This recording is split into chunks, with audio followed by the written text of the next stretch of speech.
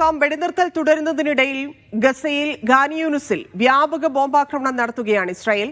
ഗസയിലേക്ക് സഹായം കൈമാറാൻ ഇസ്രായേൽ വിസമ്മതിക്കുന്നത് മൂലം പലസ്തീനുകളുടെ അവസ്ഥ ഏറെ ദുരിതപൂർണമായി തുടരുകയാണ് ഓരോ ദിവസവും. അതിനിടെ യുദ്ധാനന്തരം ഗസയുടെ ഭരണത്തിൽ പലസ്തീൻ അതോറിറ്റിയെയും അംഗീകരിക്കില്ലെന്ന് ഇസ്രായേൽ വ്യക്തമാക്കുന്നു.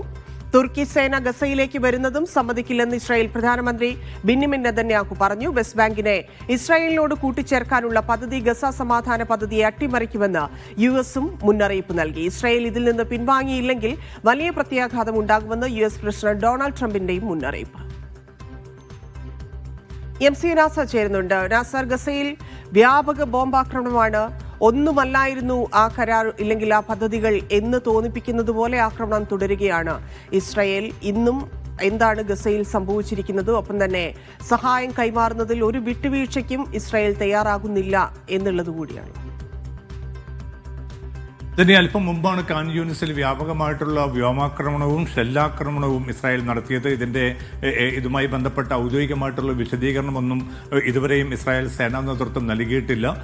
US state secretary Marco Rubio അല്പം മുമ്പ് നെതന്യാഹുവുമായിട്ട് തെലവീവിൽ കൂടിക്കാഴ്ച തുടരുന്നതിന് ഇടയിൽ തന്നെയാണ് ഖാൻ യൂനിസിന് നേരെയുള്ള ഈ വ്യോമാക്രമണം തുടരുന്നത്. അതോടൊപ്പം തന്നെ സഹായ വസ്തുക്കൾ ഗസയിലേക്ക് എത്രയും പെട്ടെന്ന് ലഭ്യമാക്കണമെന്ന അന്താരാഷ്ട്ര നീതിന്യായ കോടതിയുടെ ഉത്തരവും ഇസ്രായേൽ തള്ളുകയായിരുന്നു. റഫ അതിർത്തി തുറക്കുന്നത് സംബന്ധിച്ച ഔദ്യോഗികമായിട്ടുള്ള ഒരു പ്രതികരണവും ഇനിയും ഇസ്രായേലിന്റെ ഭാഗത്തു നിന്ന് ഉണ്ടായിട്ടില്ല. കാരണം ഈ വെടിനിർത്തൽ കരാർ പ്രാബല്യത്തിൽ വന്ന് 13 നാളുകൾ പിന്നിടുന്ന ഒരു ഘട്ടത്തിൽ പോലും റഫ അതിർത്തി തുറന്നുകൊണ്ട് കൂടുതൽ സഹായ ട്രക്കുകൾ ഗസയിലേക്ക് അനുവദിക്കാൻ പോലും ഇസ്രായേൽ തയ്യാറാകുന്നില്ല. അതുകൊണ്ട് തന്നെ ജനങ്ങളെ സംബന്ധിച്ചിടത്തോളം, ലക്ഷക്കണക്കിന് മനുഷ്യരെ സംബന്ധിച്ചിടത്തോളം ഗസ സിറ്റിയിലും വടക്കൻ ഗസയിലും അതോടൊപ്പം തന്നെ തെക്കൻ ഗസയിലും വളരെ ദുരിതപൂർണമായിട്ടുള്ള അവസ്ഥയിൽ തന്നെയാണ് ഈ വെടിനിർത്തൽ വേളയിലും ഈ ആക്രമണം തുടരുന്ന അതേ സാഹചര്യത്തിൽ തന്നെ ഫലസ്തീൻ ജനത മുന്നോട്ട് പോകുന്നത്. ആവശ്യത്തിന് ഭക്ഷണമോ കുടിവെള്ളമോ മരുന്നുൾപ്പെടെയുള്ള മറ്റ് സംവിധാനങ്ങളോ അടിസ്ഥാന സൗകര്യങ്ങളോ ലഭ്യമാക്കാനുള്ള നീക്കം നടക്കുന്നില്ല. ഏറ്റവും അനിവാര്യമായിട്ടിപ്പം വേണ്ടത് താൽക്കാലിക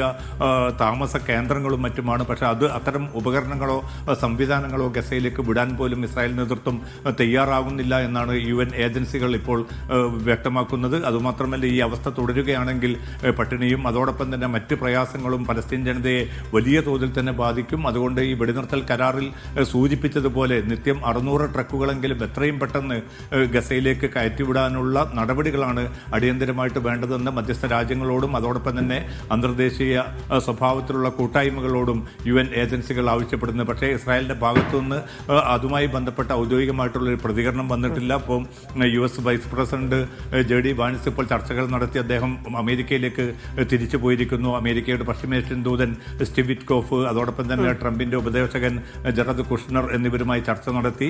ഇപ്പോൾ US സ്റ്റേറ്റ് സെക്രട്ടറി ട്രംപിന് കൂടിയല്ലേ വലിയ തിരിച്ചടിയായിരിക്കുന്നത്. ഈ കരാർ ലംഘിക്കുക, വെടിനിർത്തൽ കരാർ ലംഘിക്കുക എന്നുള്ളത് ട്രംപിന്റെ സമാധാന ശ്രമങ്ങൾക്ക് കൂടി ഏറ്റിരിക്കുന്ന ഒരു വലിയ, ഇല്ലെങ്കിൽ ട്രംപിന്റെ വാക്കിന് പോലും ഏറ്റിരിക്കുന്ന വലിയ പ്രശ്നമായിട്ടല്ലേ അതിനെ കാണുന്നത്? ആ രീതിയിൽ എങ്ങനെയുള്ള ഇടപെടൽ ഉണ്ടാകും? ലോകരാജ്യങ്ങൾ മുഴുവൻ ഇത് നോക്കി നിൽക്കുന്ന സാഹചര്യം കൂടി ഉണ്ടല്ലോ നിലവിൽ.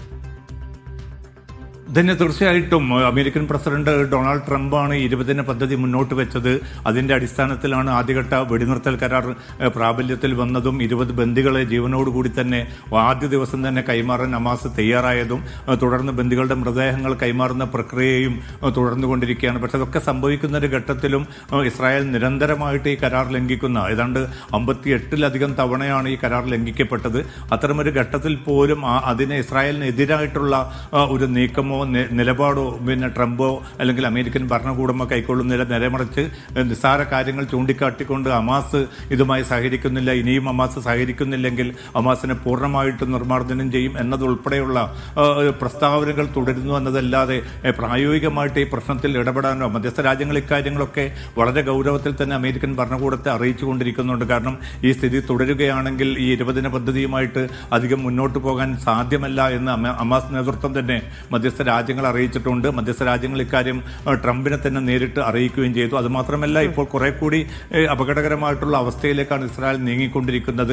അതിന്റെ ഭാഗമായിട്ടാണ് ഇന്നലെ ഇസ്രായേലിലെ പാർലമെന്റ് തന്നെ ഈ വെസ്റ്റ് ബാങ്കിനെ ഇസ്രായേലിന്റെ ഭാഗമാക്കി ചേർക്കാനുള്ള കരട് ബില്ലിന് അംഗീകാരം നൽകിയത്. 24-നെതിരെ 25 വോട്ടോടുകൂടിയാണ് ഈ കരട് ബിൽ പാസ്സായത്. അതും അമേരിക്കൻ വൈസ് പ്രസിഡന്റ് ഇസ്രായേലിൽ തങ്ങുന്ന അതേ സാഹചര്യത്തിൽ തന്നെയാണ് വെസ്റ്റ് ബാങ്ക് പ്രവിശ്യയെ കൂടി ഇസ്രായേൽ ഇസ്രായേലിനെ ഭാഗമാക്കി ചേർക്കാനുള്ള ഒരു പ്രാഥമികമായിട്ടുള്ള ഘട്ടത്തിലേക്ക് ഇസ്രായേൽ കടക്കുന്നത് ഇത് ഇന്ന് ട്രംപിനെ വലിയ തോതിൽ രോഷാകുലനാക്കിയിട്ടുണ്ട്. അദ്ദേഹം ടൈം മാഗസിന് അതായത് ഈ പറയുന്ന പദ്ധതിയിലുള്ള മറ്റ് കരാറുകൾ ഇല്ലെങ്കിൽ മറ്റ് മാറ്റങ്ങൾ നിർദ്ദേശങ്ങൾ അതെങ്ങനെ നടപ്പിലാക്കും എന്നതിനനുസരിച്ചായിരിക്കില്ലേ ഇത് എത്രത്തോളം വിജയിച്ചു എന്ന് നമുക്ക് കണക്കാക്കാൻ പറ്റുക. കാരണം നമുക്കറിയാം അവിടെ അബ്ബാസിന്റെ നിരായുധീകരണം, ഗാസയുടെ പുനർനിർമ്മാണം ഉൾപ്പെടെ നിരവധി കാര്യങ്ങളുണ്ട് അടുത്ത ഘട്ടം എന്നോണം ചെയ്തു തീർക്കാൻ. പക്ഷെ അതിലേക്ക് പോലും കടക്കാൻ സാധിക്കാത്ത തരത്തിൽ അത് പ്രതിസന്ധിയിലായി പോകുന്നതിനെ ഏതു തരത്തിലാണ് നോക്കിക്കാണുന്നത്? അറബ് രാജ്യങ്ങൾ ഉൾപ്പെടെ നമുക്കറിയാം ട്രംപിന്റെ തീരുമാനത്തിൽ ഇല്ലെങ്കിൽ ആ പദ്ധതി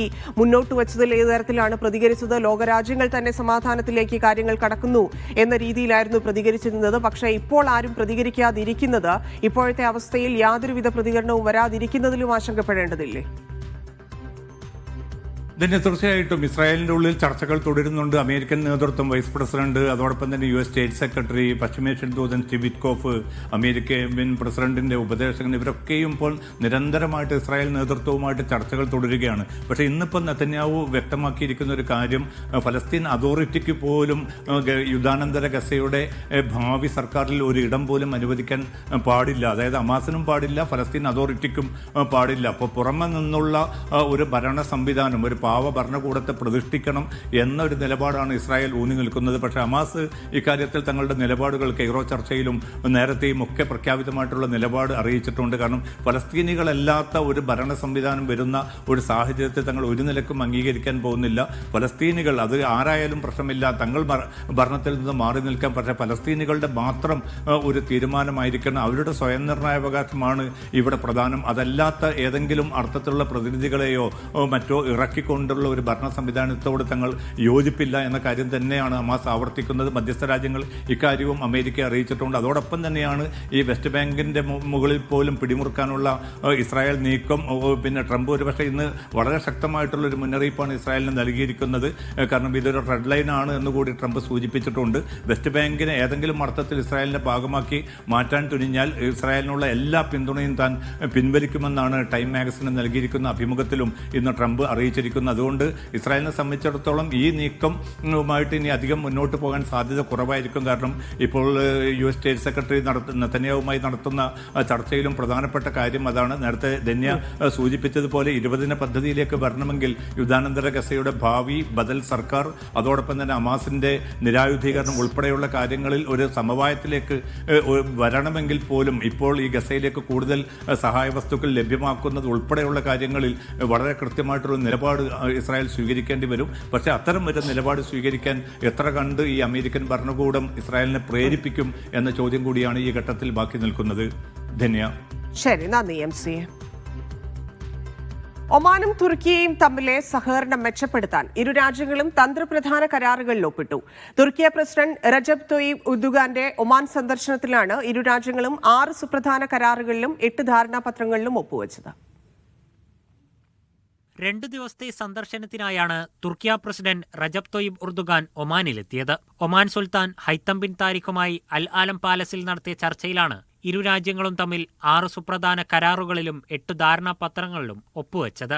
ഒമാൻ തുർക്കിയ കോർഡിനേറ്റിംഗ് കൌൺസിൽ രൂപവൽക്കരിക്കാനുള്ള തീരുമാനമാണ് ഇതിൽ പ്രധാനം.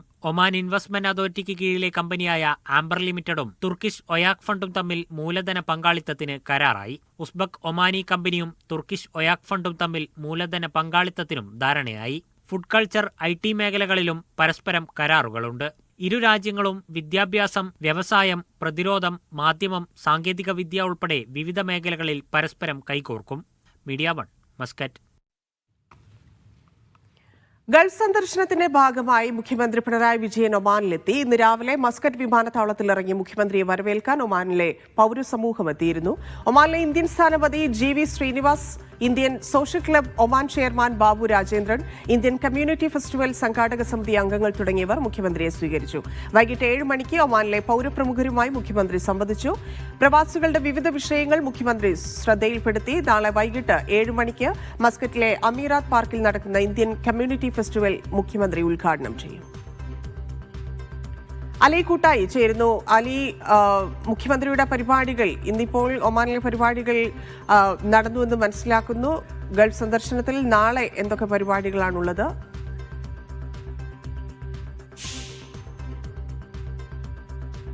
ധന്യ, ഇന്ന് രാവിലെ 11 മണിയോടുകൂടിയാണ് മുഖ്യമന്ത്രി പിണറായി വിജയൻ മസ്കറ്റ് വിമാനത്താവളത്തിലെത്തിയത്. ഇന്ത്യൻ സ്ഥാനപതി GV ശ്രീനിവാസ് അടക്കമുള്ള ഒമാനിലെ പൗരപ്രമുഖർ മുഖ്യമന്ത്രിയെ സ്വീകരിക്കുകയും ചെയ്തു. ഇന്ന് വൈകുന്നേരം 7 മണിക്ക് മസ്കറ്റിൽ തന്നെയുള്ള ഒരു ഹോട്ടലിൽ വെച്ച് പൗരപ്രമുഖരുമായി മുഖ്യമന്ത്രി സംവദിച്ചു. വിവിധ വിഷയങ്ങൾ, ഒമാനിലെ പ്രവാസികളുടെ വിഷയമടക്കമുള്ള നിരവധി വിഷയങ്ങൾ മുഖ്യമന്ത്രിയുടെ ശ്രദ്ധയിൽപ്പെടുത്തി. അതിൽ തന്നെ നോർക്ക റൂട്ട്സുമായി ബന്ധപ്പെട്ട വിഷയങ്ങൾ, ഈ ഇൻഷുറൻസുമായി ബന്ധപ്പെട്ട വിഷയങ്ങൾ, വിമാനവുമായി ബന്ധപ്പെട്ട വിഷയങ്ങൾ, ടിക്കറ്റുമായി ബന്ധപ്പെട്ട വിഷയങ്ങൾ, മലയാളികളായ പ്രവാസികൾ അനുഭവിക്കുന്ന വിവിധ വിഷയങ്ങൾ ഒമാനിലെ പ്രവാസികളടക്കമുള്ള പൗരപ്രമുഖർ മുഖ്യമന്ത്രിയോട് സംസാരിച്ചു. എല്ലാ ചോദ്യങ്ങൾക്കും മുഖ്യമന്ത്രി കൃത്യമായി മറുപടി നൽകുകയും ചെയ്തു. ചില കാര്യങ്ങളിൽ വേണ്ട നടപടികൾ എത്രയും പെട്ടെന്ന് തന്നെ എടുക്കാമെന്ന രീതിയിലുള്ള ഉറപ്പും കൂടി മുഖ്യമന്ത്രി ഇന്ന് നടന്ന പൗരപ്രമുഖരുമായുള്ള സംവാദത്തിൽ മുഖ്യമന്ത്രി അവർക്ക് ഉറപ്പു നൽകി. നാളെയാണ് മുഖ്യമന്ത്രിയുടെ പ്രധാന പരിപാടി. 7 മണിക്ക് അമരാത്തിലെ പബ്ലിക് പാർക്കിൽ വെച്ച് നടക്കുന്ന ഇന്ത്യൻ കമ്മ്യൂണിറ്റി ഉത്സവിൽ മുഖ്യമന്ത്രി പങ്കെടുക്കുന്നുണ്ട്. 3 ദിവസങ്ങളിലായാണ് ഇന്ത്യൻ കമ്മ്യൂണിറ്റി ഉത്സവം നടക്കുന്നത്. ഇന്നും നാളെയും മറ്റന്നാളും അങ്ങനെ 3 ദിവസങ്ങളായി നടക്കുന്നത്. നാളത്തെ പൊതുപരിപാടി മുഖ്യമന്ത്രിയാണ് ഉദ്ഘാടനം ചെയ്യുന്നത്.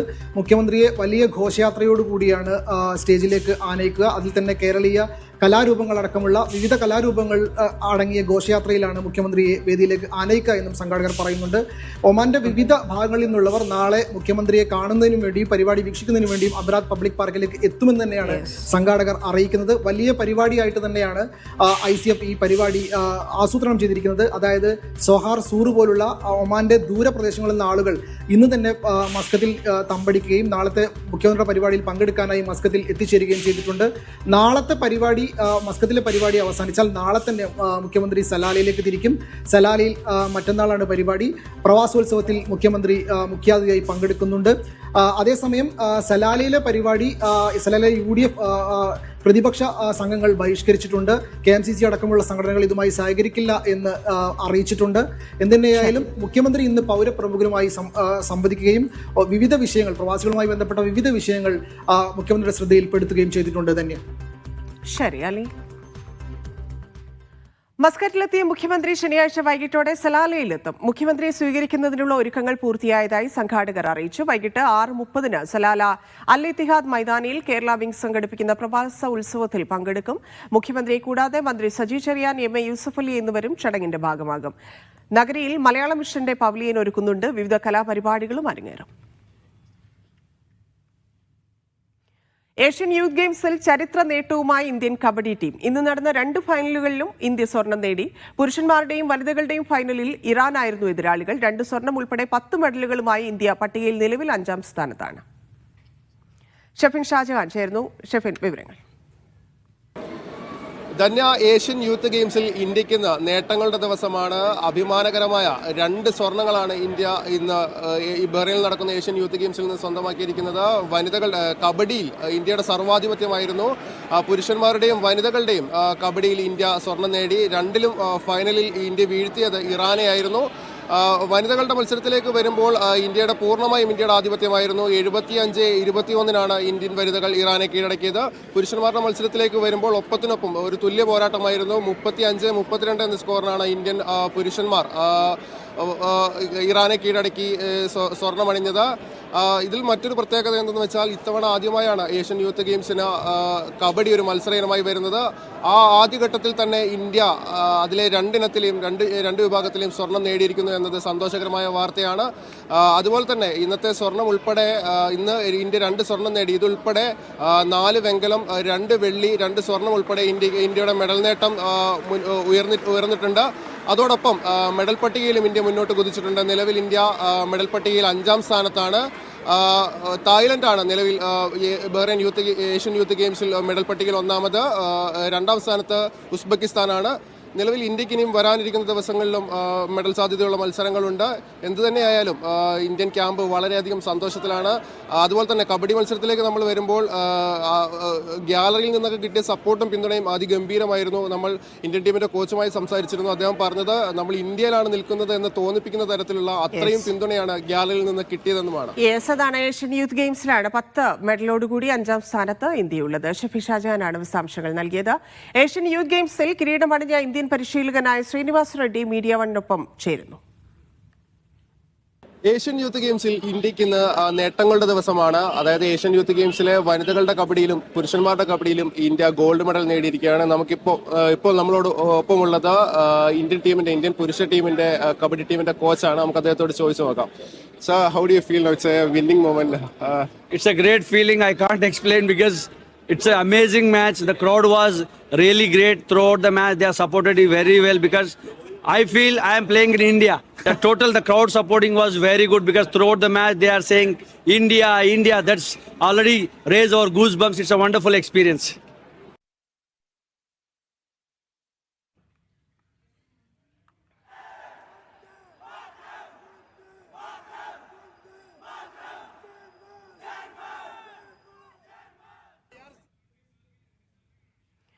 ഏഷ്യൻ യൂത്ത് ഗെയിംസിൽ ഇന്ത്യക്ക് ആദ്യ സ്വർണം സമ്മാനിച്ച വനിതകളാണ്. കബഡി മത്സരത്തിൽ ഇറാനെതിരെ ഇന്ത്യൻ വനിതകളുടെ സമ്പൂർണ്ണ ആധിപത്യമായിരുന്നു. ചാമ്പ്യന്മാരായ ടീം മീഡിയ വണ്ണൊപ്പം ചേരുന്നു. हम बहुत अच्छा फील कर रहे हैं. हमें पहली बार अंडर-18 ओलंपिक एसोसिएशन ने मौका दिया. हमारी फेडरेशन को हम बहुत बहुत धन्यवाद करना चाहते हैं और हमारी पूरी टीम बहुत ज़्यादा खुश. आज पहली बारी फर्स्ट गोल्ड मेडल.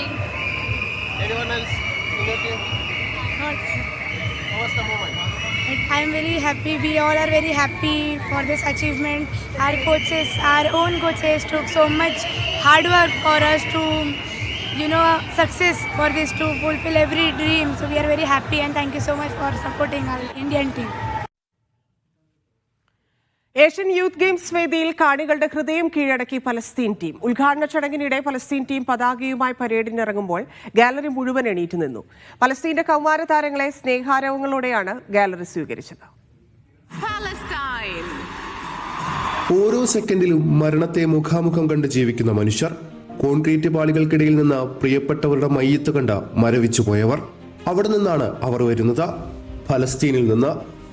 ഏഷ്യൻ ഗെയിംസിന്റെ ഉദ്ഘാടന ചടങ്ങാണ് രംഗം. പരേഡിന്റെ ഭാഗമായി പലസ്തീൻ പതാകയുമായി ടീം അംഗങ്ങൾ മാർച്ച് പാസ്റ്റ് ചെയ്യാൻ ഒരുങ്ങുകയാണ്. ആങ്കർ പലസ്തീൻ എന്ന് അനൗൺസ് ചെയ്യുന്നു. ചെറുത്തുനിൽപ്പിന്റെയും പോരാട്ടത്തിന്റെയും അതിജീവനത്തിന്റെയും പേരാണത്. ബഹ്റൈനിലെ എക്സിബിഷൻ വേൾഡിലെ വേദി ഒന്നാകെ ഹർഷാരവങ്ങൾ കൊണ്ട് നിറഞ്ഞു. ഗാലറി ഒന്നാകെ ഫലസ്തീനു വേണ്ടി എഴുന്നേറ്റു നിന്ന് സ്റ്റാൻഡിംഗ് ഒവേഷൻ കൊടുക്കുന്നു. ബഹ്റൈൻ രാജകുമാരന്മാരായ ഷെയ്ഖ് നാസറും ഷെയ്ഖ് ഖാലിദുമടക്കം രാജകുടുംബാംഗങ്ങൾ ഉൾപ്പെടെ ഗാലറിയിലും വേദിയിലും ഉണ്ടായിരുന്ന സർവ്വ മനുഷ്യരും എഴുന്നേറ്റു നിന്നു. ഫലസ്തീനു വേണ്ടി നിറ കയ്യടി, ആർപ്പുവിളി. തങ്ങൾക്ക് വേണ്ടി എഴുന്നേറ്റ് നിന്ന മനുഷ്യരെ നോക്കി നിറഞ്ഞ പുഞ്ചിരിയുമായി ഹൃദയത്തിൽ നന്ദിയോടെ ഫലസ്തീന്റെ പതാകയുമായി കയ്യടികൾക്കിടയിലൂടെ ആ കൗമാരപ്പട ഇങ്ങനെ നടന്നു നീങ്ങി. ഫലസ്തീൻ ജനത ഇങ്ങനെ കൂടിയാണ് ലോകം കീഴടക്കുന്നത്. Shefi Shajahan, media one, Bahrain. സൗദിയിലെ ജിദ്ദയിൽ മീഡിയ വൺ സംഘടിപ്പിക്കുന്ന സൂപ്പർ കപ്പ് ഫുട്ബോൾ ടൂർണമെന്റിന് അല്പസമയത്തിനകം തുടക്കമാകും. Jeddah Indian consul general tournament ഉദ്ഘാടനം ചെയ്യും. ജിദ്ദയിലേക്ക് ആദ്യമായി എത്തുന്ന ടൂർണമെന്റിലേക്ക് ആവേശത്തിലാണ് വിവിധ ടീമുകളും പ്രവാസികളും. ജിദ്ദയിലെ ഒളിമ്പിക് വില്ലേജിൽ നിന്ന് വിവരങ്ങളുമായി സാബിത്ത് സലീം ചേരുന്നുണ്ട്. സാബിത്ത്, ഒരുങ്ങിക്കഴിഞ്ഞോ? മത്സരത്തിനായി എപ്പോഴാണ് മത്സരം തുടങ്ങുന്നത്? ഗാലറി ഫുള്ളാണോ? മീഡിയ വൺ സൂപ്പർ കപ്പ് ജിദ്ദയിൽ അല്പസമയത്തിനകം തുടക്കമാകും. ജിദ്ദ ഒളിമ്പിക് വില്ലേജിലാണ് ഇതിന്റെ മത്സരത്തിന് വേദിയാവുന്നത്. Jeddah Indian consul general Fahad Ahmed Khan സൂരിയാണ് ഈ മേളക്ക് ഉദ്ഘാടനം നിർവഹിക്കുന്നത്. 8 പ്രധാന ടീമുകളാണ് ഇതിൽ മത്സരിക്കാൻ എത്തുന്നത്. അതോടൊപ്പം 4 ജൂനിയർ ടീമുകളുടെ ഒരു സൗഹൃദ മത്സരം കൂടി ഇതിന്റെ മുന്നോടിയായിട്ടുണ്ടാകും. നയൻസ് ഫോർമാറ്റിലാണ് മത്സരങ്ങൾ നടക്കുക. സൗദിയിലെ വളരെ ഫുട്ബോൾ ആരാധകരുള്ള ഒരു നഗരി കൂടിയാണ് ജിദ്ദ. അതുകൊണ്ട് തന്നെ ആവേശം വലിയ അർത്ഥത്തിൽ ഉയരും. മനോഹരമായിട്ടുള്ള ഒരു സ്റ്റേഡിയമാണ് ഇത്തവണ നമുക്കുള്ളത്. സ്ത്രീകളും കുട്ടികളും ഒക്കെ ഉള്ള ആളുകൾക്ക് ഇവിടെ എത്താനും കളി വീക്ഷിക്കാനുമുള്ള എല്ലാ സൗകര്യങ്ങളും ഉണ്ട്. നമ്മളോടൊപ്പം ഇതിന്റെ സംഘാടകർ കൂടി ചേരുകയാണ്. എന്തൊക്കെയാണ് ഇതിന് നിങ്ങളുടെ ഒരു എക്സ്പെക്ടേഷൻ? എങ്ങനെയൊക്കെ ആയിരിക്കും മത്സരം? അതായത് നമ്മുടെ മീഡിയ വൺ സൂപ്പർ കപ്പ് ഏകദേശം 6ഓളം സ്ഥലങ്ങൾ സൗദിയുടെ വ്യത്യസ്ത ഭാഗങ്ങളിൽ നമുക്ക് ചെയ്യാൻ പറ്റി. അത് ചെയ്തതിനു ശേഷം ആദ്യമായിട്ടാണ് ജിദ്ദയിൽ വരുന്നത്. ജിദ്ദയെ നമ്മിടത്തോളം ജിദ്ദ സൗദിയുടെ ഒരു ഫുട്ബോളിൻ്റെ മലബാർ എന്ന് പറയുന്ന ഒരു സ്ഥലമാണ്. ഏറ്റവും കൂടുതൽ ഫുട്ബോൾ ആരാധകരുള്ള സ്ഥലമാണ് ജിദ്ദ. ജിദ്ദയിൽ നമുക്ക് വലിയൊരു സ്റ്റേഡിയം തന്നെ എടുക്കാൻ പറ്റിയിട്ടുണ്ട്. നയൻസ് ഫോർമാറ്റിലുള്ള 8 ടീമുകൾ പങ്കെടുക്കുന്ന ടൂർണമെൻ്റ് ആയിരിക്കും ഇവിടെ ഉണ്ടായിരിക്കുന്നത്. അപ്പോൾ നാളെയാണ് ഫൈനൽ മത്സരങ്ങൾ. അപ്പോൾ എങ്ങനെയൊക്കെ ആയിരിക്കും ജിദ്ദയിലെ ഫുട്ബോളിൻ്റെ ഒരു പ്രത്യേകത എന്താണ്? ഇത്തവണ മികച്ചൊരു സ്റ്റേഡിയമാണ് കിട്ടിയിട്ടുള്ളത്. അപ്പോൾ എങ്ങനെയൊക്കെ ആയിരിക്കും? അതായത് ജിദ്ദയിലാണ് ഏറ്റവും കൂടുതൽ മലയാളി ടീമുകളുള്ള അല്ലെങ്കിൽ ഇന്ത്യൻ ക്ലബ്ബുകളുള്ള സ്ഥലം എന്ന നിലയ്ക്ക്. അപ്പോൾ അതിൽ തന്നെ 8 ടീമുകൾ, ഏറ്റവും മികച്ച 8 ടീമുകളാണ് നാളെ ഇവിടെ ഇന്നും നാളെയായിട്ട് മത്സരിക്കാൻ പോകുന്നത്. എങ്ങനെയൊക്കെയാണ്? ഈ സ്റ്റേഡിയം വളരെ മനോഹരമാണ്. അപ്പോൾ എങ്ങനെയൊക്കെ ആയിരിക്കും ഇവിടെ സൗകര്യങ്ങൾ? നമുക്ക് ഫാമിലിക്കും കുട്ടികൾക്കും സ്ത്രീകൾക്കും എല്ലാവർക്കും ഒരുമിച്ചിരുന്ന് കാണാവുന്ന സൗകര്യങ്ങളുണ്ട്. വലിയൊരു വിശാലമായ സ്റ്റേഡിയമാണ്. ഒരുപക്ഷെ ആദ്യമായിട്ടായിരിക്കും ഒരു മലയാളി ഫുട്ബോൾ ടൂർണമെൻറ്റ് ഇവിടെ നടക്കുന്നത്. ഇതൊക്കെയാണ് ഇവിടുത്തെ വിശേഷങ്ങൾ. ഇന്ന് രാത്രിയാണ് മത്സരങ്ങൾ തുടങ്ങുക. പുലർച്ചെ വരെയുമുള്ള മത്സരങ്ങൾ ഉണ്ടാവും. നാളെയാണ് സെമി ഫൈനൽ, ഫൈനൽ മത്സരങ്ങൾ. ദുബായ്ക്ക് പിന്നാലെ ഷാർജയിലും ബൈക്കുകൾക്ക് സ്പീഡ് ലൈനിൽ വിലക്ക് ഏർപ്പെടുത്തുന്നു. ബസ്സിനും ബൈക്കിനും സഞ്ചരിക്കാൻ റോഡിൽ പ്രത്യേക ലൈനുകൾ നിശ്ചയിച്ചു. നവംബർ 1 മുതൽ പുതിയ നിയമം നിലവിൽ വരും. പ്രധാന റോഡുകളിലും ഉൾറോഡുകളിലും ഈ നിയമം ബാധകമായിരിക്കും. നവംബർ 1 മുതൽ ഷാർജയിൽ ബസ് ഉൾപ്പെടെ ഭാരവാഹനങ്ങൾ റോഡിന്റെ വലതുവശത്തെ ലൈനിൽ മാത്രമേ സഞ്ചരിക്കാൻ പാടുള്ളൂ. ഡെലിവറി ബൈക്കുകൾ ഉൾപ്പെടെയുള്ള ഇരുചക്ര വാഹനങ്ങൾ സ്പീഡ് ലൈനിൽ പ്രവേശിക്കാൻ പാടില്ല. 4 ലൈനുള്ള റോഡിൽ വലതുവശത്തെ 3-ാമത്തെയും 4-ാമത്തെയും ലൈനിലൂടെ മാത്രമേ മോട്ടോർ ബൈക്കുകൾ സഞ്ചരിക്കാൻ പാടുള്ളൂ. 3 ലൈനുള്ള റോഡിൽ നടുവിലെ പാതയിലൂടെയും വലതുവശത്തെ ലൈനിലൂടെയും ബൈക്ക് ഓടിക്കാം. 2 ലൈനുള്ള റോഡിൽ വലതുവശത്തെ ലൈനിൽ മാത്രമേ ബൈക്കിന് അനുമതിയുണ്ടാകൂ. വാഹനങ്ങൾ ലൈനുകൾ കൃത്യമായി പാലിക്കുന്നുവെന്ന് ഉറപ്പാക്കാൻ റഡാർ നിരീക്ഷണം കർശനമാക്കും. നിയമം ലംഘിക്കുന്ന ഹെവി വാഹനങ്ങൾക്ക് 1500 ദിർഹം പിഴയും 12 ബ്ലാക്ക് പോയിന്റും ലഭിക്കും. ലൈൻ നിയമം പാലിക്കാത്ത ഡ്രൈവർമാർക്ക് 500 ദിർഹം പിഴയുണ്ടാകും. ഷാർജ പോലീസും റോഡ് ട്രാൻസ്പോർട്ട് അതോറിറ്റിയും സംയുക്തമായാണ് നിയമം നടപ്പാക്കുന്നത്. കഴിഞ്ഞ ദിവസം ദുബൈ എമിറേറ്റും ഡെലിവറി ബൈക്കുകൾക്ക് സ്പീഡ് ലൈനിൽ വിലക്ക് ഏർപ്പെടുത്തിയിരുന്നു. Media 1 Sharjah. 2025 മൂന്നാം പാദത്തിൽ ഷാർജ വിമാനത്താവളം വഴി സഞ്ചരിച്ചത് 50 ലക്ഷത്തിലധികം യാത്രക്കാർ. കഴിഞ്ഞ വർഷത്തെ അപേക്ഷിച്ച് 16.7% വർധനവാണ് ഉണ്ടായത്. ഷെഡ്യൂൾ ചെയ്തതും അല്ലാത്തതുമായ വിമാനങ്ങളുടെ എണ്ണത്തിൽ 10.7% വർധനയുണ്ടായി. ചരക്കു നീക്കത്തിൽ 3.9% വർദ്ധിച്ചു.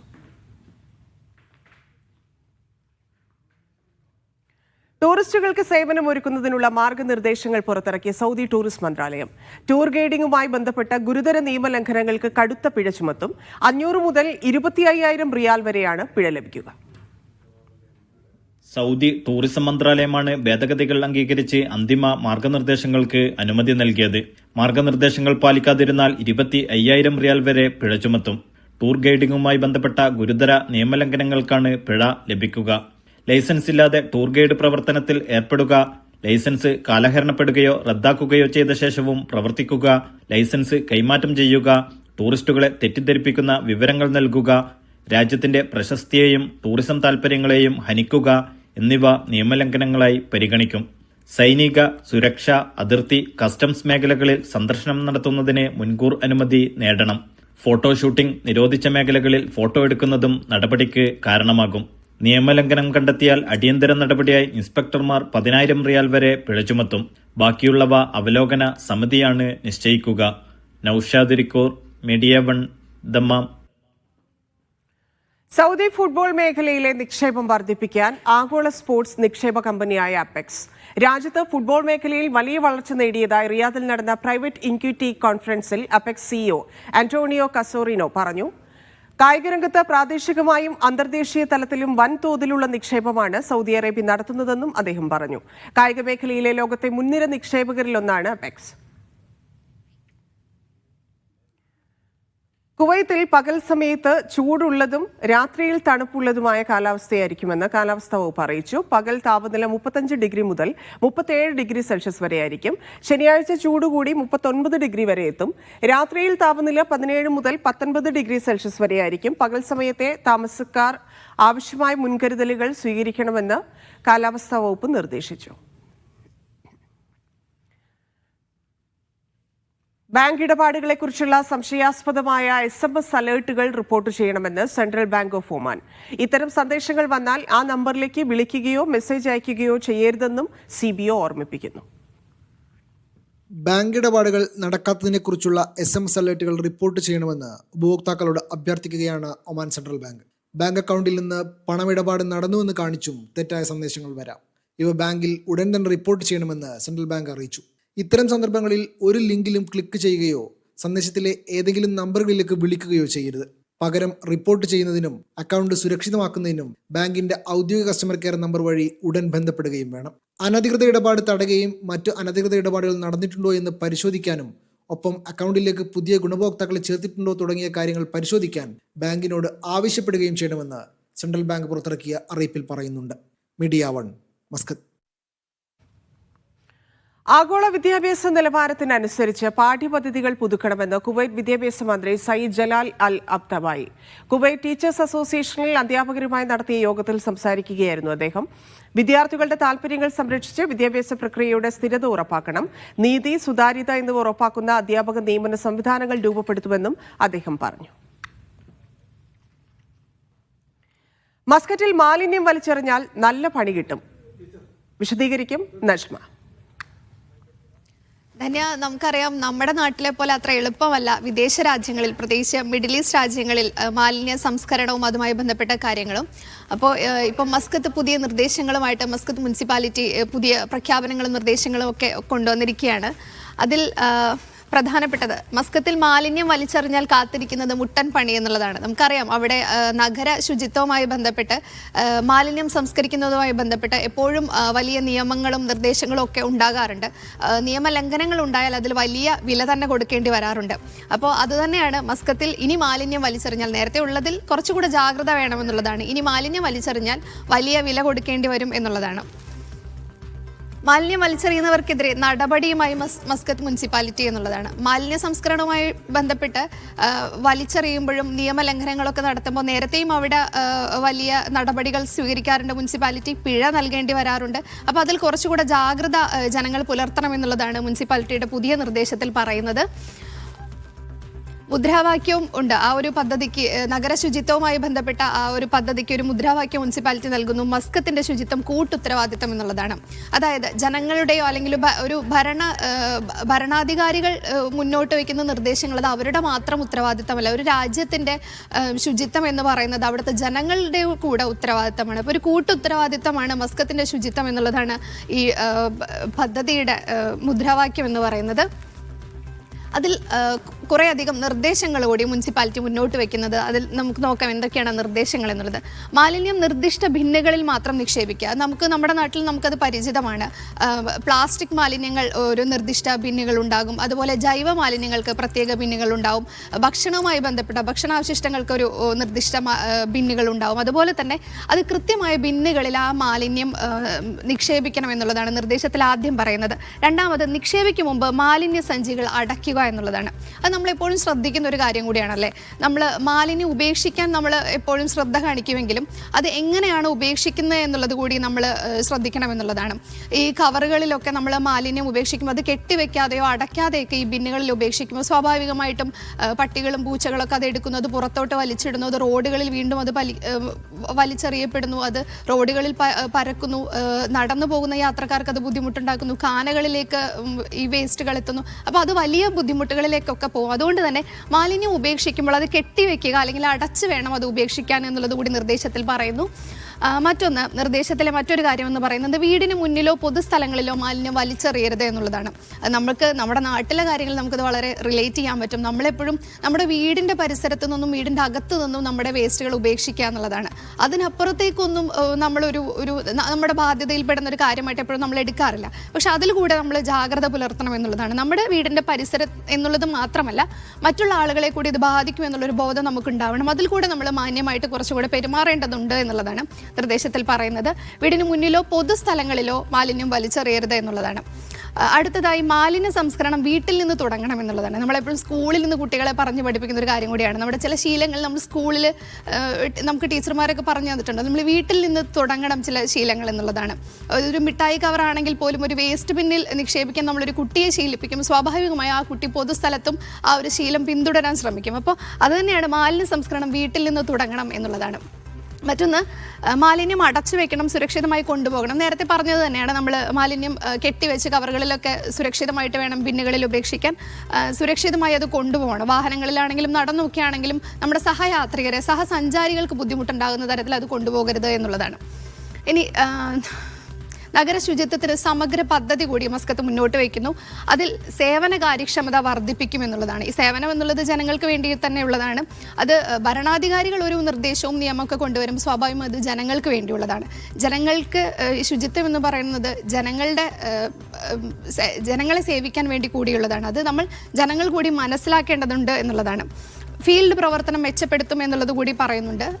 സ്വാഭാവികമായിട്ട് നമുക്ക് മനസ്സിലാക്കാം, വേസ്റ്റ് ശേഖരിക്കുന്ന ജോലിക്കാരുമായിട്ടൊക്കെ ബന്ധപ്പെട്ട കാര്യമാണ്. അത് ഫീൽഡ് പ്രവർത്തനം കൂടി കുറെ കൂടെ മെച്ചപ്പെടുത്തും. അങ്ങനെയാണ് ശുചിത്വ സമഗ്ര പദ്ധതി കുറെ കൂടെ മെച്ചപ്പെടുത്താനുള്ളൊരു തീരുമാനം മുനിസിപ്പാലിറ്റി എടുക്കുന്നത് എന്നുള്ളതാണ്. മറ്റൊന്ന് നേരത്തെ നമ്മൾ പറഞ്ഞത് തന്നെയാണ്. യെസ്, അതാണ് നജ്മ. അതായത് എല്ലാ രീതിയിലും നമ്മുടെ ചുറ്റുപാട് മാത്രമല്ല, മറ്റുള്ളവരുടെയും ചുറ്റുപാട് ശുചിത്വം പാലിക്കുന്നുണ്ടോ എന്നൊക്കെയുള്ള കാര്യങ്ങളിൽ വലിയ ശ്രദ്ധ ചെലുത്തണം. ഇല്ലെങ്കിൽ വലിയ പിഴയിലേക്കൊക്കെ പോകുമെന്നാണ് മസ്കറ്റിൽ നിന്ന് അറിയുന്ന വിവരം. നജ്മയാണ് അതിന്റെ വിശദാംശങ്ങൾ നൽകിയത്. മറ്റു വാർത്തകളിലേക്ക്. Dubai road and transport authority സ്ഥാപിതമായതിന്റെ 20ാം വാർഷികം ആഘോഷിക്കുന്നു. വാർഷികത്തോടനുബന്ധിച്ച് ഒരു മാസം നീണ്ടു നിൽക്കുന്ന ആഘോഷത്തിന് തുടക്കം കുറിച്ചു. ആഘോഷത്തിന്റെ ഭാഗമായി RTA താമസക്കാർക്കായി നിരവധി ഓഫറുകളും സമ്മാനങ്ങളും പ്രഖ്യാപിച്ചു. ദുബായ് വിമാനത്താവളം, ദുബായ് ട്രാം, ദുബായ് മെട്രോ തുടങ്ങിയവയിലെ യാത്രക്കാർക്ക് വാർഷികാഘോഷങ്ങളിൽ പങ്കെടുക്കാൻ കഴിയും. സിനിമാ ടിക്കറ്റ് ബുക്കിംഗിലും ഓൺലൈൻ ഓർഡറുകളിലും കിഴിവുകൾ ലഭിക്കും. നവംബർ 2 വരെ ദുബായ് ട്രാമിലെ പതിവ് യാത്രക്കാർക്ക് എന്റർടൈനർ UAE 2026 ബുക്ക്ലെറ്റ് നേടാനാകും. ഒന്ന് വാങ്ങുമ്പോൾ ഒന്ന് ലഭിക്കുന്ന 10,000-ത്തിലധികം ഓഫറുകളുള്ളതാണിത്. ദുബായ് വിമാനത്താവളത്തിൽ ഒക്ടോബർ 28 മുതൽ നവംബർ 1 വരെ ഫോട്ടോ ചലഞ്ച് നടക്കും. ഫോട്ടോ RTA പേജിൽ പ്രസിദ്ധീകരിക്കും. വിനോദസഞ്ചാരികൾക്ക് വെൽക്കം പാക്കും ലഭിക്കും. നവംബർ 1 മുതൽ 15 വരെ BurJuman, union, mall of the Emirates metro സ്റ്റേഷനുകളിലെ ENBD കിയോസ്കുകളിൽ ഗിവവേകൾ നടക്കും. ഗോ ഫോർ ഇറ്റ് കാർഡിനെ കുറിച്ച് വിവരങ്ങൾ അറിയാനും കഴിയും. ബസ്സിൽ യാത്ര ചെയ്യുന്നവർക്കും സമ്മാനങ്ങളുണ്ട്. അൽ ഗുബൈബ ബസ് സ്റ്റേഷനിലും ഇൻഷുറൻസ് മാർക്കറ്റ് മെട്രോ സ്റ്റേഷനിലുമുള്ള RTA 20 ബൂത്തിൽ കയറി 20 സെക്കൻഡിനുള്ളിൽ ഇലക്ട്രോണിക്സ് മുതൽ ചോക്ലേറ്റുകൾ വരെയുള്ള സമ്മാനങ്ങൾ നേടാൻ കഴിയും. നവംബർ 1 മാത്രമാണ് ഈ ഓഫർ. അതേ ദിവസം ബുർജുമാൻ മെട്രോ സ്റ്റേഷനിൽ ഭീമൻ ആർട്ട് ഫ്രെയിമുകളിൽ പോസ്റ്റ് ചെയ്യാനും RTA ഫോട്ടോ ബൂത്തിൽ നിന്ന് ഡിജിറ്റൽ ഫോട്ടോ കോപ്പിയെടുക്കാനും കഴിയും. രാവിലെ 9 മുതൽ വൈകുന്നേരം 5 വരെയാണ് സമയം. നവംബർ 1 വേറെയും പരിപാടികൾ ആസൂത്രണം ചെയ്തിട്ടുണ്ട്. BurJuman metro station, on passive metro station, Sobha realty tram station, insurance market metro station, Umm Ramool customer happiness centre എന്നിവിടങ്ങളിൽ ബലൂൺസ് ആൻഡ് സ്മൈൽസ് പരിപാടി നടക്കും. നവംബർ 1 മുതൽ 5 വരെ റോക്സി സിനിമാസിൽ RTA 20 എന്ന പ്രൊമോ കോഡ് ഉപയോഗിച്ച് സിനിമാ ടിക്കറ്റുകളിൽ 20% കിഴിവ് നേടാം. ഇതേ കാലയളവിൽ അതേ പ്രൊമോ കോഡ് ഉപയോഗിച്ച് ന്യൂൺ ഓർഡറുകൾക്ക് 20% കിഴിവ് ലഭിക്കും. നവംബർ 1 മുതൽ 30 വരെ എല്ലാ മെട്രോ സ്റ്റേഷനുകളിലും RTA ലിമിറ്റഡ് എഡിഷൻ നോൺ കാർഡുകളും വിതരണം ചെയ്യും. Media 1 Dubai. Dubai KMCC Kasaragod ജില്ലാ കമ്മിറ്റി ഹല കാസർഗോഡ് ഗ്രാൻഡ് ഫെസ്റ്റ് എന്ന പേരിൽ പ്രവാസി മഹോത്സവം സംഘടിപ്പിക്കുന്നു. ഈ മാസം 26-ന് ദുബായ് ഇത്തിസലാത്ത് അക്കാദമിയിൽ നടക്കുന്ന പരിപാടിയിൽ ആയിരങ്ങൾ പങ്കെടുക്കുമെന്ന് സംഘാടകർ വാർത്താസമ്മേളനത്തിൽ അറിയിച്ചു. ഒക്ടോബർ 10 ആരംഭിച്ച വിവിധ ആഘോഷ പരിപാടികളുടെ സമാപനമാകും 26-ന് ഹല കാസർഗോഡ് ഫെസ്റ്റ് എന്ന പേരിൽ നടക്കുക. MP-മാർ, MLA-മാർ, ലീഗ് നേതാക്കളായ സാദിഖ് അലി തങ്ങൾ, PK കുഞ്ഞാലിക്കുട്ടി, മുനവർ അലി തങ്ങൾ തുടങ്ങിയവർ മേളയിൽ പങ്കെടുക്കും. 3 വിശിഷ്ട വ്യക്തികളെ ചടങ്ങിൽ ആദരിക്കും. നമുക്കൊക്കെ സുപരിചിതനായ ഖാദർ തെരുവത്തിനെയും യഹ്യ തളങ്കരയെയും ഷംസുദ്ദീൻ ബിൻ മൊഹിദ്ദീനെയും ആ ഒരു പരിപാടിയിൽ വെച്ച് ആദരവ് നൽകുകയാണ്. ഭക്ഷ്യമേള, സംഗീതനിശ, നാടൻ കലാപ്രദർശനം എന്നിവ മേളയുടെ ഭാഗമായിരിക്കും. ഹല കാസർഗോഡ് പരിപാടിയിലേക്ക് ദുബൈയിലെ വിവിധയിടങ്ങളിൽ നിന്ന് സൗജന്യ ബസ് സർവീസ് ഏർപ്പെടുത്തുമെന്ന് സംഘാടകർ പറഞ്ഞു. ഹനീഫ് TR, ഡോക്ടർ ഇസ്മായിൽ, അബ്ദുള്ള ആറങ്ങാടി തുടങ്ങിയവർ വാർത്താ സമ്മേളനത്തിൽ പങ്കെടുത്തു. Media 1 Dubai. ഇന്ത്യയുടെ ഇതിഹാസ കലാകാരൻ MF ഹുസൈന്റെ സൃഷ്ടികൾ ഖത്തറിൽ പ്രദർശനത്തിനൊരുങ്ങുന്നു. കത്താര കൾച്ചറൽ വില്ലേജിലാണ് എക്സിബിഷൻ നടക്കുക. ഈ മാസം അവസാനം പ്രദർശനം ആരംഭിക്കും. The rooted nomad MF Husain എന്ന പേരിൽ ഒക്ടോബർ 28 മുതലാണ് മക്ബൂൽ ഫിദ ഹുസൈൻ്റെ സൃഷ്ടികൾ ഖത്താറയിൽ പ്രദർശിപ്പിക്കുക. ന്യൂഡൽഹിയിലെ കിരൺ നാടാർ മ്യൂസിയം ഓഫ് ആർട്ടുമായി സഹകരിച്ച് ഖത്തർ മ്യൂസിയംസ് ആണ് പ്രദർശനം ഒരുക്കുന്നത്. ഫെബ്രുവരി 7 വരെയാണ് എക്സിബിഷൻ. ഇന്ത്യയിലെ ജനനം മുതൽ ഖത്തർ പൗരനായി ദോഹയിൽ ചെലവഴിച്ച അവസാന നാളുകൾ വരെയുള്ള MF ഹുസൈൻ്റെ ജീവിതവും കലാസഞ്ചാരവും അടയാളപ്പെടുത്തുന്നതാകും പ്രദർശനം. ഇന്ത്യയുടെ സമ്പന്നമായ കലാപൈതൃകം അവതരിപ്പിക്കുന്നതിൽ ഖത്തർ മ്യൂസിയംസ് അഭിമാനിക്കുന്നതായി central exhibition director Sheikha Reem Al Thani പറഞ്ഞു.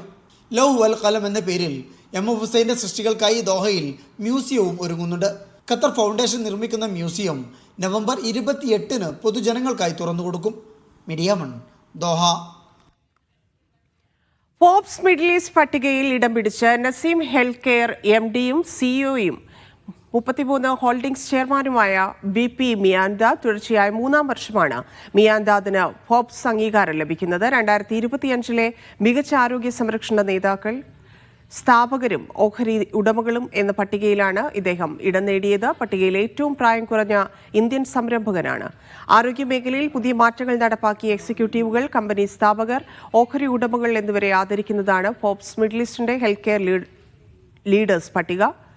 ആഫ്രിക്കയിലെ മെഡിനോവ ഹെൽത്ത് കെയർ MDയായും ഖത്തറിലെ ഡിഫൈൻ ഡെന്റൽ ലാബ് ഡയറക്ടറായും മിയാൻദാദ് സേവനമനുഷ്ഠിക്കുന്നു. കുവൈത്തിലെ അബ്ബാസിയയിൽ അറസ്റ്റിലായ 23 പ്രവാസികളെ നാട് കടത്തുമെന്ന് അധികൃതർ അറിയിച്ചു. റോഡ് സുരക്ഷ ഉറപ്പാക്കാനും ഗതാഗത നിയമലംഘനങ്ങൾ തടയാനുമായി ജനറൽ ട്രാഫിക് വകുപ്പ് കഴിഞ്ഞ ദിവസം നടത്തിയ സംയുക്ത പരിശോധനയിലാണ് ഇവരെ അറസ്റ്റ് ചെയ്തത്. വാണിജ്യ വ്യവസായ മന്ത്രാലയത്തിന്റെയും കുവൈറ്റ് മുനിസിപ്പാലിറ്റിയുടെയും സഹകരണത്തോടെയായിരുന്നു നടപടി. നിയമവിരുദ്ധമായി പ്രവർത്തിച്ച വർക്ക്ഷോപ്പുകൾക്കെതിരെ വാണിജ്യ മന്ത്രാലയം 7 കേസുകളും മുനിസിപ്പാലിറ്റി 8 കേസുകളും രജിസ്റ്റർ ചെയ്തു. ഇന്ത്യൻ നഴ്സുമാർ ഉൾപ്പെട്ട മനുഷ്യക്കടത്ത് കേസിൽ കുവൈറ്റിലെ അപ്പീൽ കോടതി പ്രതികൾക്ക് പിഴശിക്ഷ വിധിച്ചു. പ്രതികളായ പിതാവിനും മകനും 10,000 ദിനാർ വീതം പിഴ ചുമത്തി. ആരോഗ്യ മന്ത്രാലയത്തിൽ ജോലി ചെയ്യുന്ന 60-ലധികം പ്രവാസി നഴ്സുമാരാണ് നേരത്തെ പരാതി നൽകിയത്. സുഡാനിലും ഇന്ത്യയിലും നിന്ന് നഴ്സുമാരെ കൊണ്ടുവന്ന് ശമ്പളത്തിന്റെ ഒരു ഭാഗം തിരിച്ചടയ്ക്കാൻ നിർബന്ധിച്ചെന്നാരോപിച്ചാണ് കേസ്. സൗദിയിലെ മുൻനിര സൂപ്പർ മാർക്കറ്റുകളിൽ വിലക്കുറവിൽ ഒന്നാമനാരെന്ന സർവേയുടെ ഫലം പുറത്തുവിട്ട് സാമ്പത്തിക മാധ്യമമായ അൽ ഇക്തിസാദിയ. വിലക്കുറവിൽ ലുലു ഗ്രൂപ്പാണ് മറ്റുള്ളവരെ പിന്തള്ളി ഒന്നാമതെത്തിയത്. വിലക്കുറവിൽ 2-ാം സ്ഥാനത്ത് ഒദൈവാണ്. വിപണിയിലെ വിലയിലെ അസമത്വം കണ്ടെത്താനായിരുന്നു ഈ സർവേ. സൗദിയിലെ ഫിനാൻഷ്യൽ ടൈംസ് എന്നറിയപ്പെടുന്ന ദേശീയ സാമ്പത്തിക മാധ്യമമാണ് അൽ ഇക്തിസാദിയ. സൗദി സൂപ്പർ മാർക്കറ്റുകളിലെ സാധനങ്ങളുടെ വില തമ്മിൽ വൻ വ്യത്യാസമുണ്ടെന്നാണ് ഇക്തിസാദിയ സർവേയിലെ കണ്ടെത്തൽ. ലുലു, ഒത്തൈം, സദാൻ, തമീമി, പാണ്ട, കാരിഫർ, ദന്യൂബ് തുടങ്ങിയ മുൻനിര ബ്രാൻഡുകളുടെ സൂപ്പർ മാർക്കറ്റിലെ വിലയാണ് സർവേക്കായി പരിഗണിച്ചത്. അരി, പഞ്ചസാര, ഇറച്ചി, ഓയിൽ, മുട്ട, മാവ്, ചായപ്പൊടി അടക്കമുള്ള വിവിധ അവശ്യ വസ്തുക്കൾ വാങ്ങുമ്പോഴുള്ള നിരക്കാണ് താരതമ്യം ചെയ്തത്. ഒരു ട്രോളി നിറയെ ഇതുൾപ്പെടെയുള്ള അവശ്യ വസ്തുക്കൾ എല്ലാ സൂപ്പർ മാർക്കറ്റിൽ നിന്നും വാങ്ങി താരതമ്യം ചെയ്തപ്പോൾ ലുലു ഗ്രൂപ്പാണ് വിലക്കുറവിൽ ഒന്നാമത് വന്നത്. വിലക്കുറവിൽ 2-ാമത് ഒത്തൈമാണ്. അൽ സദാൻ, തമീമി, പാണ്ട, കാരിഫർ എന്നിവരാണ് തൊട്ടടുത്ത സ്ഥാനങ്ങളിൽ. ദനൂബിലാണ് ഏറ്റവും വില കൂടുതൽ എന്നും സർവേ ചൂണ്ടിക്കാട്ടുന്നു. 571 റിയാലിന് ലുലുവിൽ നിന്ന് വാങ്ങുന്ന വസ്തുക്കൾക്ക് ദനൂബിൽ 615 റിയാൽ നൽകണം. 7.7% വരെയാണ് വില വ്യത്യാസം. മുൻ വർഷത്തെ അപേക്ഷിച്ച് വിലവർധന വിപണിയിൽ പ്രകടമാണെങ്കിലും ലുലു, സദാൻ സ്റ്റോറുകളിൽ വില കുറയുകയാണ് ചെയ്തതെന്നും റിപ്പോർട്ട് വ്യക്തമാക്കുന്നു. Media one, Riyadh.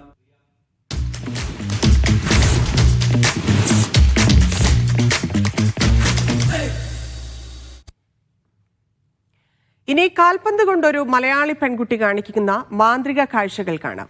ഖത്തറിൽ ഫ്രീ സ്റ്റേറ്റ് ഫുട്ബോളറാണ് കക്ഷി. പന്തുകൊണ്ട് അമ്മാനമാടി ഗിന്നസ് റെക്കോർഡിലേക്ക് ഡ്രിബിൾ ചെയ്ത് കയറാൻ ഒരുങ്ങുകൂടിയാണ് ഈ പെൺകുട്ടി. ദോഹയിൽ നിന്ന് അബ്ബാസ് മുഹമ്മദ് തയ്യാറാക്കിയ റിപ്പോർട്ട് കാണാം.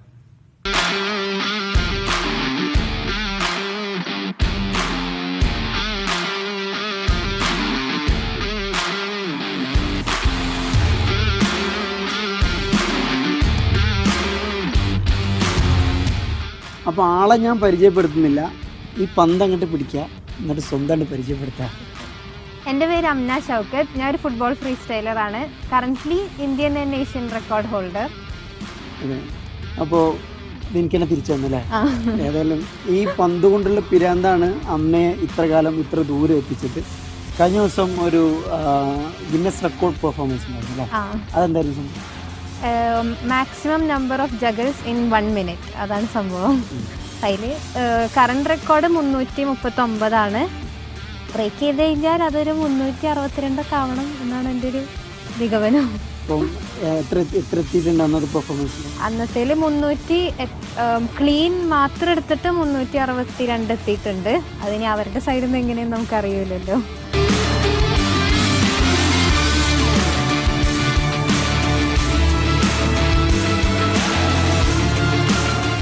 ഇതെങ്ങനെയാണ് ഈ ഒരു പിരാന്ത് എങ്ങനെ തുടങ്ങിയത്? ഞാൻ സത്യം പറഞ്ഞാൽ 12th വരെ ബോൾ തൊട്ടിട്ടില്ല, 12th കഴിയുന്നവരെ. പിന്നെ ഇക്കാക്ക സ്പോർട്സിൽ നല്ലപോലെ ഉണ്ടായിരുന്നു. അപ്പം സ്കൂളിലുള്ള സമയത്ത് ഇങ്ങനെ പറയും, ട്രൈ ആക്കിക്കൂടെ. പിന്നെ ഞാൻ പറഞ്ഞു കഴിഞ്ഞാൽ കേൾക്കൂല എന്ന് മനസ്സിലായപ്പോൾ അതിന് പകരം പിരി കയറ്റാൻ തുടങ്ങി. പിന്നെ എന്നെക്കൊണ്ട് ഇത് നടക്കൂല അങ്ങനെയൊക്കെ പറഞ്ഞു തുടങ്ങി. അപ്പോൾ എനിക്കൊരു ഇത് വന്നു, ഒരു വാശി വന്നു. അങ്ങനെ തുടങ്ങിയതെന്ന് പറയാം. ആദ്യം എന്താ തുടങ്ങിയത്? ജഗ്ലിംഗ് ആണ് ആദ്യം തുടങ്ങിയത്. പിന്നെ അതിൽ നിന്ന് ആ സമയത്ത് ഫ്രീ സ്റ്റൈൽ എന്താണെന്നുള്ളൊരു ഇത് കറക്റ്റ് ഇത് ഉണ്ടായിരുന്നില്ല. അത് പിന്നെ കോളേജ് എത്തി കുറച്ചും കൂടെ ഒന്ന് എക്സ്പ്ലോർ ചെയ്തപ്പോഴാണ് ഈ ഒരു ലോകം കറക്റ്റായിട്ട് എത്തിപ്പെട്ടത്. എവിടെ പഠിച്ചു? ഫറൂഖിൽ ഈ പരിപാടി ഉണ്ടായിരുന്നു. ഫറൂഖിൽ നിന്നാണ് മെയിനായിട്ട് ഒരു ഇതായിട്ട് തുടങ്ങിയത്. അവിടെ എൻ്റെ കൂട്ടുകാരത്തി ഉണ്ടായിരുന്നു. അപ്പോൾ ഡെയിലി രാവിലെ ഷൂട്ടിങ്ങിന് ഇതിലൊക്കെ പോയി ആദ്യം ആൾക്കാരെ മുമ്പിൽ ചെയ്യാനൊക്കെ ഭയങ്കര നാണായിരുന്നു. അപ്പോൾ ഞങ്ങൾ പുലർച്ചെ എണീറ്റ് പോകും ഷൂട്ട് ചെയ്യാൻ. അങ്ങനെയൊക്കെയാണ് തുടങ്ങിയത്.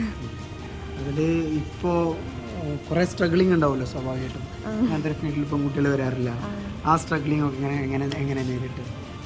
സ്ട്രഗ്ലിംഗ് നേരിടാൻ എനിക്ക് ഭയങ്കര സപ്പോർട്ടീവായിട്ടുള്ള ഫാമിലി ഉണ്ടായിരുന്നു. സംഭവം അവർക്ക് ആദ്യം ഒരു ചെറിയൊരു എന്തായാലും ഉണ്ടാവുമല്ലോ ഉണ്ടായിരുന്നെങ്കിലും എൻ്റെ ഒരു ആഗ്രഹം ഇതാന്ന് പറഞ്ഞപ്പോൾ അവർ അൽഹംദുലില്ലാ അത്യാവശ്യം നല്ലപോലെ സപ്പോർട്ട് ചെയ്തിട്ടുണ്ട്. വാശിപ്പുറത്ത് ഇപ്പം എന്താ തോന്നുന്നു? വാശിപ്പുറത്ത് വാശി ഒരിക്കലും ഇല്ല. എന്നുവെച്ചാൽ ഇക്കാക്കാരോടുള്ള ഒരു വാശി എന്ന് വെച്ചാൽ സിബ്ലിംഗ് റൈവൽ. പക്ഷെ അതല്ലാണ്ട് ഇപ്പോൾ നമ്മൾ ഈ ഫുട്ബോൾ ഫ്രീ സ്റ്റൈലിൽ എത്തി. അപ്പോൾ അവരോടുള്ള വാശി അങ്ങനെയൊന്നുമില്ല. അവർ പറഞ്ഞതിലും എല്ലാം നല്ല ഉണ്ടാവും. ചിലപ്പോൾ ആ ഫുട്ബോളിൽ പോയിരുന്നെങ്കിൽ എനിക്ക് ഇതിൻ്റെ അത്ര ഉള്ളൊരു ഹൈറ്റിലെത്താൻ പറ്റില്ലായിരുന്നു. അത്ര ആലോചിച്ചാൽ മതിയല്ലോ. കട്ടൊക്കെ കൂടുന്ന ആരാളുള്ളത്?